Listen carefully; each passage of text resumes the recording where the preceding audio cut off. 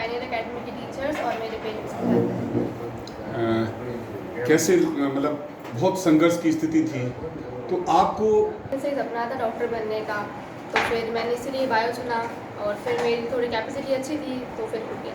आज के बच्चे मोबाइल युग में जी रहे हैं, तो क्या आपको लगता है कि मोबाइल के माध्यम से जो आप स्टडी कर रहे हैं या ऑनलाइन स्टडीज़ आपको बेनिफिट देने वाली थी कहीं ना कहीं? हाँ, बेनिफिट मिला कई बार। पूरी 12th हमारी ऑनलाइन ही गई थी, पर अच्छी पढ़ाई भी ऑनलाइन में। कितने घंटे आप कम से कम जो है पढ़ती थी? मेरा कोई फिक्स नहीं था, जितना मन किया उतना पढ़ा, पर बहुत पढ़ा था। 11th में आप जो है एक बार आप हिम्मत हारी थी, उसके बाद आपको ये प्रेरणा, ये मोटिवेशन कहाँ से मिला? 11th में मुझे लगा कि नहीं होगा, छोड़ देना चाहिए, पर फिर घर पे बोलने की हिम्मत नहीं थी, टीचर्स को बोलने की हिम्मत नहीं थी, तो फिर करते करते हो गया।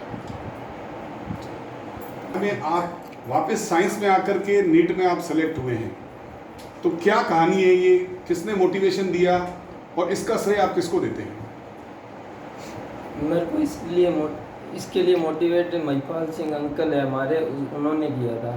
पहले मैं कॉमर्स सब्जेक्ट था, फिर उन्होंने साइंस चुनवाई दोबारा, फिर मैंने 12th की, फिर गिरी सर और उनसे जुड़ा, फिर उन्होंने मुझे मोटिवेट किया मैं कर सकता हूँ, फिर मैंने किया।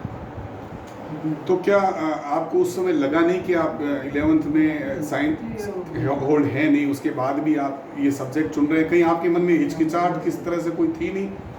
शुरू में वैसे थी, लेकिन फिर जैसे जैसे करते गए फिर वो क्लियर होता गया, तब लगा हो जाएगा कुछ। तो आपका इसका श्रेय पायनियर एकेडमी और मेरे पेरेंट्स को जाता है, क्योंकि उन्हीं का सपना था और फिर करना भी था। तो आप जो मेडिकल में जैसे हार्ट है, आई है, और किस फील्ड को आप ज़्यादा पसंद करेंगे? वैसे अब मेरा भी सपना बन गया है, क्योंकि मेरे को कार्डियोलॉजिस्ट बनना है। कि वेटरनरी फील्ड को फाइनल ईयर के स्टूडेंट आप रह चुके हैं, उसके बाद भी वापस आप नीट की तरफ घूमे, क्या कारण रहा और इसके पीछे आपका मूल ध्येय क्या रहा? सर, सबसे बड़ा कारण तो यही था कि मेरे फैमिली बैकग्राउंड थोड़ा मेडिकल लाइन से बिलोंग करते हैं, और एक मेरे फादर साहब का एक सपना रहा है कि नहीं, मेरा खुद का बच्चा अगर मेडिकल लाइन में होगा, हमारे वहाँ सामने हॉस्पिटल के अंदर बैठेगा, तो चीज़ें मोटिवेट करने वाली रही है मेरे लिए हमेशा। और वेटनरी लाइन वैसे समाज में देखा जाए तो पशु चिकित्सक को भी उतनी ही अपन अहमियत देते हैं, और आज जैसे देख रहे हैं कि उतनी ज़रूरत भी है, लेकिन फिर भी एक अंदरूनी सपना रहा है कि नहीं यार, कुछ तो कमी है ज़िंदगी में जो अभी तक पूरी नहीं हुई। उस कमी को भरने के लिए ही मैं गिरीश शर्मा सर से और के सुतार सर से मैं इनसे मिला भी था, तो उन्होंने मुझे बस एक, वो कहते हैं ना, एक थोड़ा सा पुश चाहिए होता है कि नहीं बेटा, एक और तो कर ले, बाकी भी जो हम देख लेंगे, तो बस उसी चीज़ ने मेरे को आगे बढ़ा। ऐसे बच्चों को आप क्या संदेश देना चाहेंगे जो जिस तरह से आपका कोई बैकग्राउंड रहा है, ऐसे बच्चों को क्या संदेश देना चाहेंगे? सर, वेटनरी एक प्रोफेशनल कोर्स है।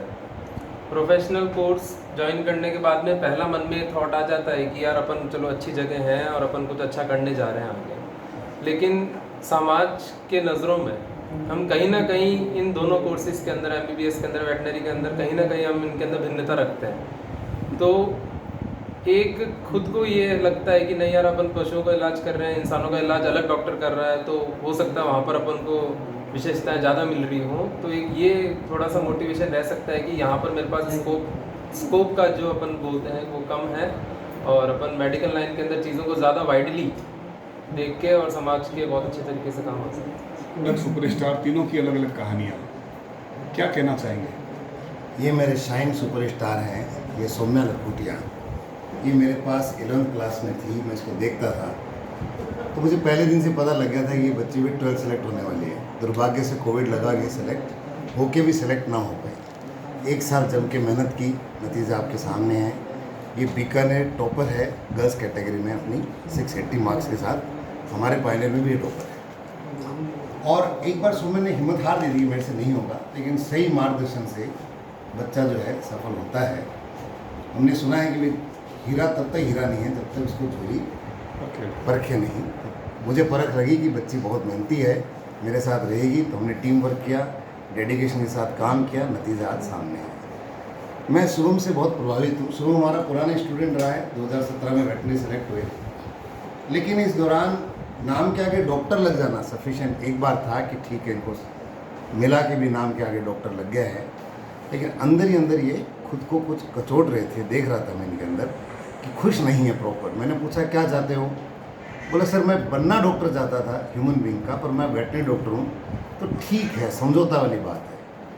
तो अब्दुल कलाम साहब का एक जो डायलॉग है कि भाई सपने वो होते हैं जो सोने नहीं देते हैं, शुभम उसी के पद चिन्हों पे चले, अंततः अपने दिल की आवाज़ सुनी। अभी हमसे पूछा क्या करना चाहिए, तो मैंने कहा अगर आपके दिल में वाकई डॉक्टर बनने की तमन्ना है तो कौन रोक रहा है। इन्होंने मेहनत की, 4th ईयर वेटनरी के बड़े सिलेबस के साथ इन्होंने नीट को क्रैक किया, ये बधाई के पात्र हैं। और सभी समाज के यूथ जो लड़के छोटी सी असफलता से हताश हो जाते हैं, उनके लिए रोल मॉडल हैं कि अगर वाकई सपना आपका है तो आपको कोई रोक नहीं सकता है। उसके बाद जो स्टोरी है वो है संत राम की। नाम से संत राम, वैसे ही सौम्य और सरल। कॉमर्स 11th में इन्होंने ली, अडॉप्ट की, और इनके चाचा श्री ने देखा कि बच्चा टैलेंटेड है, ईमानदार है, बहुत गरीब बैकग्राउंड फैमिली से बिलोंग करते हैं। उन्होंने हमसे संपर्क किया कि सर क्या करना चाहिए, मेरी इच्छा है कि डॉक्टर बने। इनके फादर साहब की इच्छा भी थी कि डॉक्टर बने। हम लोग सब्जेक्ट के विशेषज्ञ हैं।